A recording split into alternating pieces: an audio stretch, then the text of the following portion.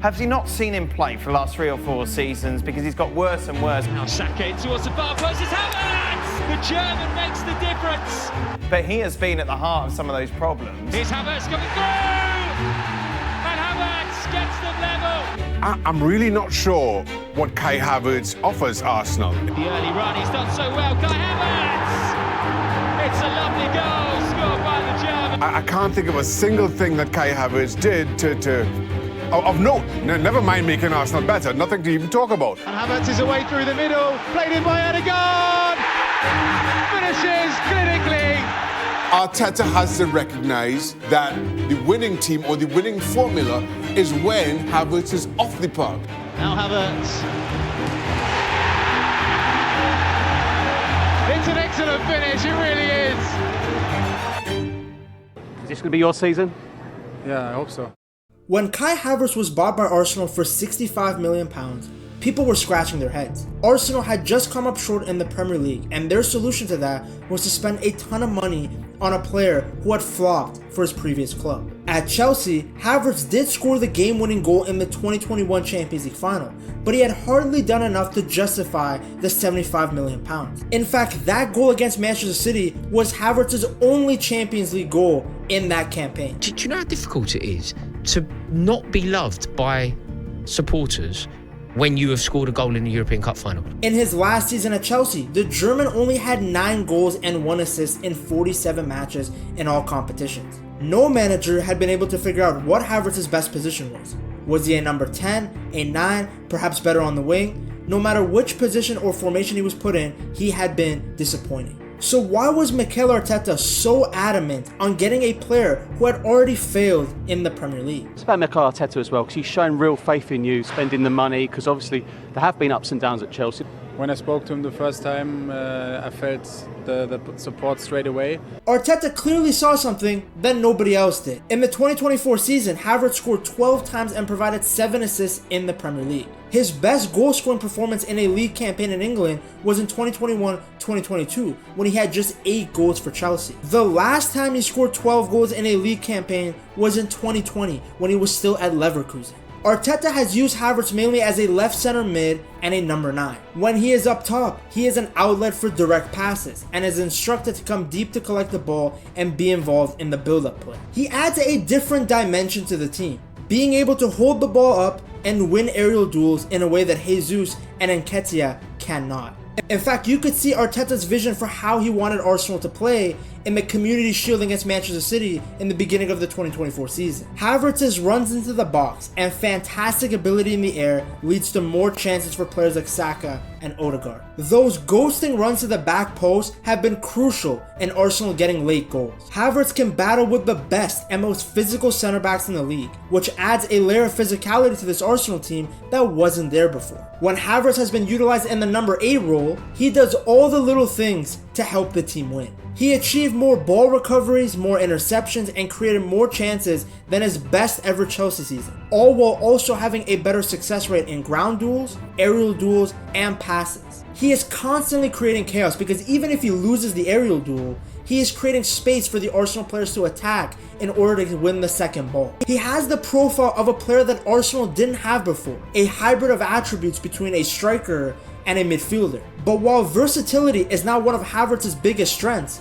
it wasn't always like that. The lack of a clear role has arguably stopped Havertz from fulfilling his true potential as he was constantly moved around. I mean, this is a guy that at one point was used as a left wing back for the German national team. When he was at Leverkusen, his best performances came in a secondary striker / number 10 role. Playing behind Voland, Havertz had 17 goals and 4 assists in 34 Bundesliga matches in the 2018-2019 season. He was the top goal scorer for Leverkusen in the Bundesliga and in all competitions in that campaign. He became the highest scoring teenager in a single Bundesliga season, then narrowly lost out to Marco Reus for German Footballer of the Year. There is a reason he was so sought after, as the German had improved more and more since he made his debut at the age of 17. He had wonder kid status. That's the player Chelsea thought they were getting when they splashed £75 million for him after their transfer ban. But that was far from the reality. At Chelsea, he didn't have a defined role. He was used as an attacking midfielder, as a left winger, a right winger, a number 9, a false 9. I don't think he's ever been playing in the right position at Chelsea. He's played right, he's played left, he's played centre forward, he's played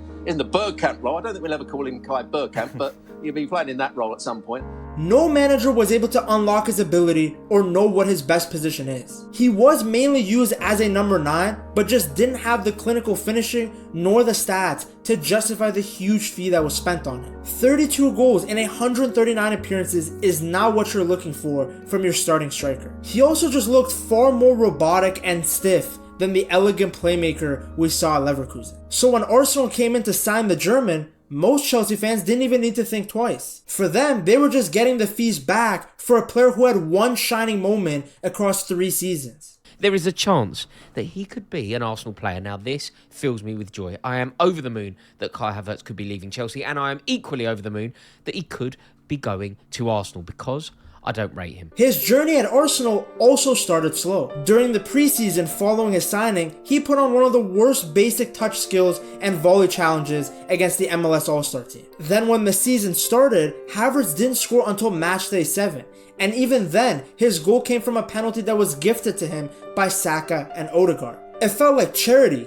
Gifting goals to a guy that makes £250,000 a week. But while this might have looked silly from a fan's perspective, it might have been the moment that really turned around Havertz's season. The next match day, he came on as a sub and laid the ball off to Martinelli, who scored the winner against Manchester City. It was another glimpse into what Havertz could provide. His lay runs into the box, combined with his height and strength, meant that he could create chances and space for the other attacker. After that City game, Havertz wouldn't score again until matchday 13, but he was very important to Arteta's plan as a number 8. He was essentially the Xhaka replacement, using his 6'4" frame to press and present a physical presence in the midfield. The team as a whole was winning, but people weren't noticing the little things Havertz was doing. Because winning aerial duels and pressing the right way are not things that justify a £65 million fee. In possession, he also still looks stiff and clumsy. He would still have moments of being wasteful in front of goal and making the wrong decision in the final third. He also wasn't starting every game, often coming on as a sub.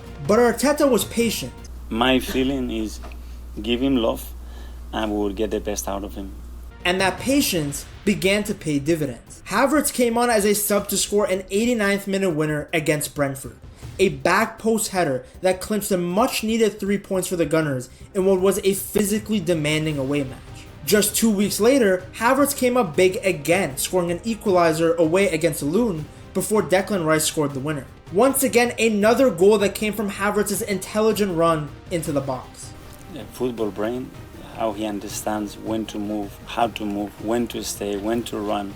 It's phenomenal. Havertz would then go on to score against Brighton to end a solid run of games in December. Keep in mind, this was a new position for Havertz. He never played as an 8 for either Chelsea or Leverkusen. But just as Havertz was beginning to adapt to his new role, Gabriel Jesus picked up a knee injury at the start of February. And then after become so big and I cannot bend my knee. This led to Havertz being moved up front. And this is where he really thrived. From February to May, Havertz scored 8 goals and provided 6 assists in 13 Premier League appearances. Only Cole Palmer had provided more goal contributions in that time period. He scored in 4 consecutive matches against Burnley,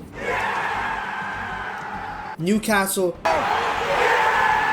Sheffield, Through on goal, Havertz! and Brentford. The goal against Brentford being once again a match winner in the 86th minute. He scored and assisted in a crucial 3-2 away win in the North London derby. A lovely long ball to Saka and a typical near post glancing header. He also assisted Trossard in an absolute must-win game against Manchester United at Old Trafford. But I think the sweetest moment for Havertz and Arsenal fans was the match against Chelsea. It was a performance that highlighted Havertz's development as a player and showcased Arteta's vision for the club. The German haunted his former club as he scored twice in a 5-0 win at the Emirates. Havertz was at the heart of everything, and his performance showcased his goal scoring and creative abilities. Arsenal weren't just winning, they were completely dominating their opponents. They looked like a much more threatening team with Havertz as a striker than a midfielder. When you dive into the data, Arsenal were also a much better team when it was Havertz leading the line than Jesus. Despite having less touches than Jesus, Havertz was far more dangerous when he was on the ball.